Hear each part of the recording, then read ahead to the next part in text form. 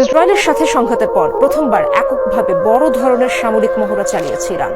বৃহস্পতিবার মহড়ার video footage প্রকাশ করা হয়েছে। ফুটেজে দেখা যায় সামরিক নৌযান ও মিসাইল লঞ্চার থেকে ছোড়া হচ্ছে একের পর এক ক্ষেপণাস্ত্র।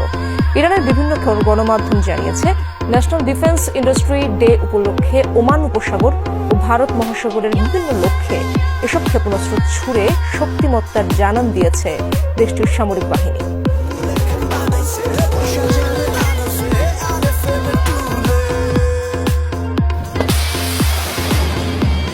মাঝ সমুদ্রে থাকা সামরিক নৌযান থেকে ছোড়া হচ্ছে একের পর এক ক্রুজ মিসাইল।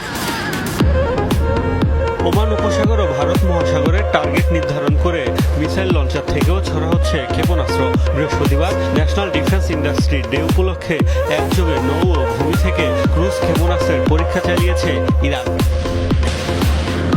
ইরানের বিভিন্ন গণমাধ্যমের দাবি, নিজেদের শক্তিমত্তার জানান দিতে সাস্টেইনেবল পাওয়ার 1404 নামের এই সামরিক মহড়ার আয়োজন করেছে দেশটি।